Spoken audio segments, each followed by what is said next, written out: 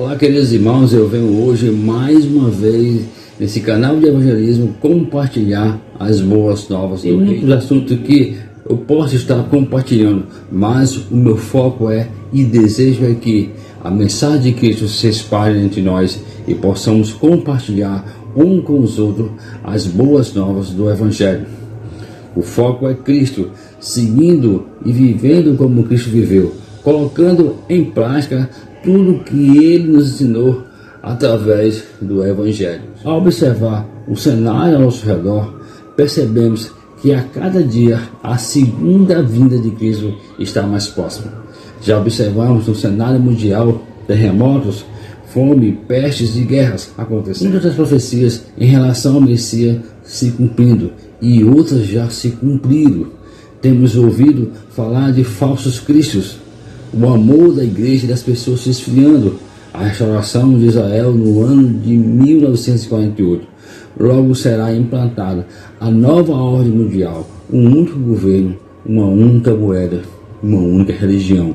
Todo o cenário está sendo preparado para o governo do anticristo. Por isso estou aqui compartilhando o Evangelho, lhe chamando para viver em santidade, viver em Cristo antes que comece esses dias difíceis. Que informações eu tenho que saber a respeito de Cristo?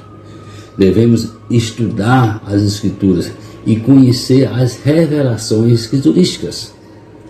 As Escrituras revelam a vinda de um Salvador que foi prometido por Deus logo que Adão e Eva pecaram e como consequência foram expulsos da presença de Deus.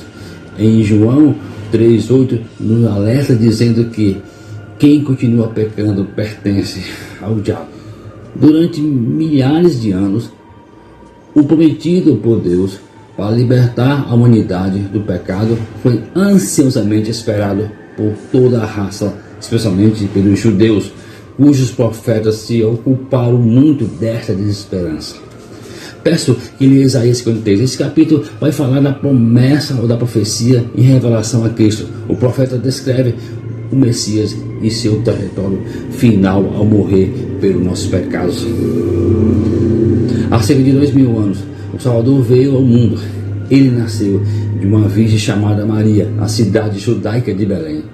E o seu nascimento foi anunciado e saudado pelos anjos com o nascimento do Salvador prometido. Profecia se cumprindo. Profecia que foi cumprida. Leia Mateus 1:21. Cristo não era apenas um mensageiro de Deus, um profeta ou um mártir, mas o próprio Deus que veio ao mundo e assim se declarou e foi compreendido por aqueles que testemunharam a sua vida terrena. Leia João 10:30, João capítulo 1 e 14. Porém, os judeus, entretanto, não aceitaram que Jesus fosse o Messias. Não creram nele. Jesus veio para o seu próprio povo, mas eles não o receberam. Leia João capítulo 1, versículo 11 e Atos 3, do versículo 13 ao 15.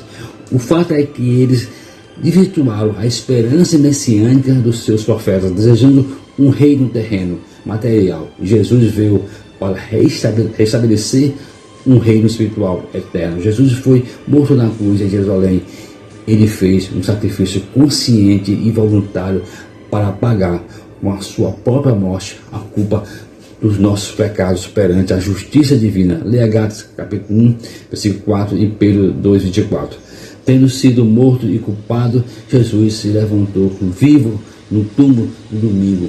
Conviveu por 40 dias com seus discípulos, dando-lhe instruções para a pregação de sua mensagem por todo o mundo. A sua ressurreição é que nós temos garantia da vida eterna. Leia 1 Coríntios capítulo 15, versículo 1 ao 8. Agora Jesus está junto ao Pai no céu, voltou ao seu lugar para nos tornar vir, para julgar o povo e para arrebatar os salvos. João 14:3 e Atos 1:12. Porque vós cuidais de nelas a vida eterna, e são elas que de mim testificam. Com base nessas informações, devemos meditar no texto de João capítulo 5, versículo 9. No contexto do texto de João 5:9, Jesus vai ao tanque que em Embarque se chamava Bethesda, e ali Jesus cura um homem que há 38 anos se achava enfermo. João 5,5. Porém, os judeus não gostaram dele ter curado no sábado. O sábado era sagrado para eles e não podia trabalhar. E tentava matá-lo. Jesus então começa a falar que sua autoridade vem de Deus Pai e que faz as obras do Pai e que é filho de Deus. E igualando a Deus, então os judeus se revoltaram, mas ainda contra ele. Nesse contexto, Jesus começa a dizer que eles lêem as Escrituras para acreditar em contar a vida eterna através delas, mas que a Escritura fala a respeito dele, de Jesus. De fato, o Novo Testamento, assim como a Bíblia inteira, o ponto central é Jesus Cristo. Examinai. O verbo inicial pode ser tratado no imperativo ou no indicativo. O indicativo tem sentido melhor nesse contexto. Seria, literalmente, vocês estão examinando as Escrituras, porque nela acham que terão a vida eterna. A palavra examinais no grego é uma ação contínua, ou seja, você sempre está examinando as Escrituras. Jesus está falando que eles, na verdade, examinavam as Escrituras e não dando ódio ou pedindo para que examinassem, porque vós cuidais de ter nelas a vida eterna.